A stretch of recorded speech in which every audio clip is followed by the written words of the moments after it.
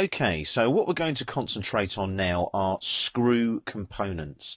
Now they're on the content tab here on the ribbon. Notice you've also got a content pull down.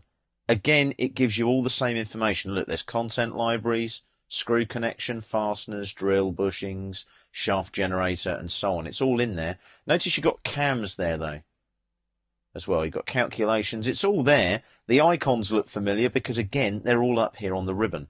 So when you're using your menu bar, you've obviously got the ability there on the pull downs to generate content as well.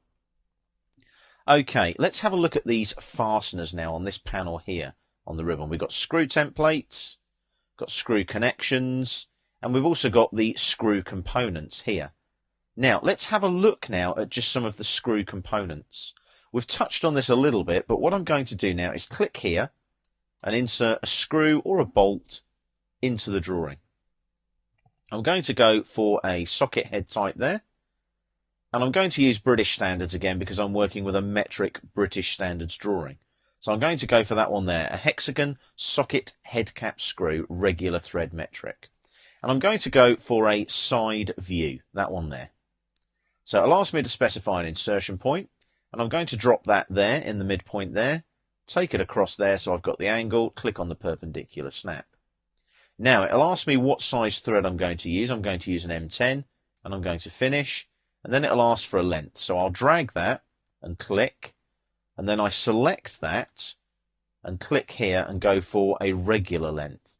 Let's say I'll go for 50 millimeters.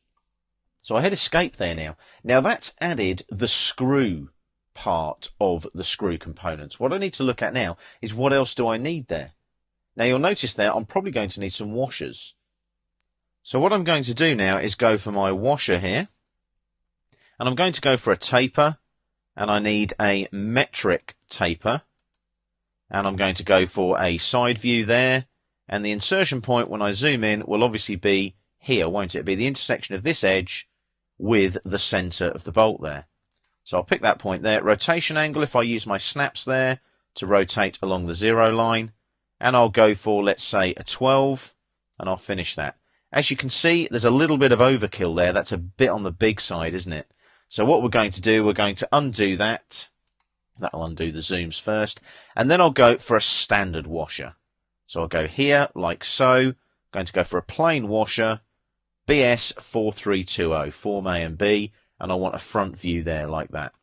Same intersection that I need. So I hover there, object snap tracking down to there. There's the insertion point. Rotation angle along here, so I can just snap to there if I want to, like that. Now I want a 10 to fit around my M10 bolt. So I click on 10 and finish. I've got two types there. I can have a Form A, like that. So I'm going to go for that and just OK it. Notice Intelligent Objects. It sets up the bolt, and the thread on the bolt, you can see in the green there, now starts from the end of that washer.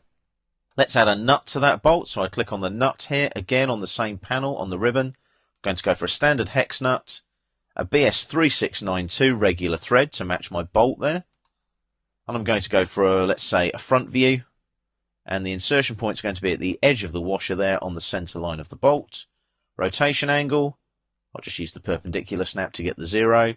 Click there, and I want an M10 to fit my M10 bolt. Click on finish, and there we are. Look. I've now got a bolt, a washer, and a nut all set up around my metal plate, like so. So quick, easy, and effective.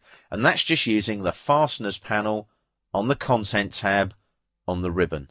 So again, you're more productive, you're more effective, and your boss likes you because you're kicking out drawings so much more quickly.